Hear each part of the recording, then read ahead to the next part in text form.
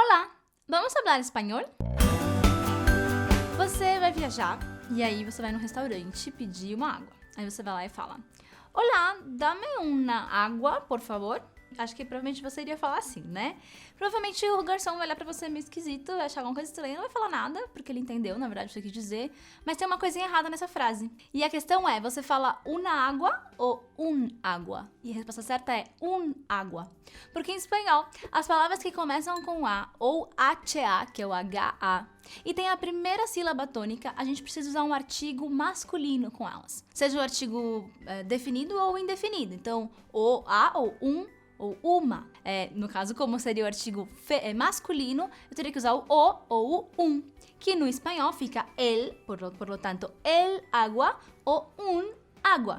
Então, todas as vezes que você vai usar essa palavra água, que começa com A e a primeira sílaba é a mais forte, água e não agua, você precisa usar o artigo masculino, el agua ou un agua. Por lo tanto, dame un agua, por favor. Essa seria a maneira certa de você pedir uma água em alguma lanchonete, um restaurante, alguma coisa assim.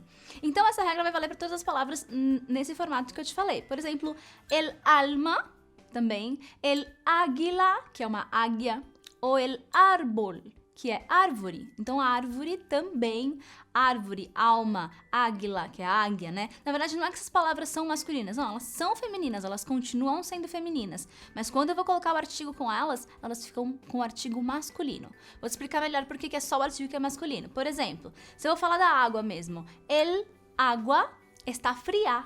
Então veja, o fria continua no feminino, porque a água é feminina. Mas o artigo, na regrinha pro espanhol, a gente vai colocar ele no masculino, tá bom?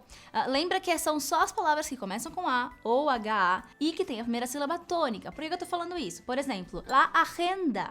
Agenda, que é agenda, também começa com A, mas a sílaba tônica é a segunda, agenda, e não agenda, por exemplo, né? Agenda, e aí a gente não vai usar essa regra, fica la agenda mesmo, como a gente falaria no português, tá bom? Essa é a dica de hoje, então estuda bastante, se tiver com alguma dúvida, é só mandar aqui que a gente conversa. Vai lá, chama todo mundo e vamos falar espanhol. Tchau, hasta luego!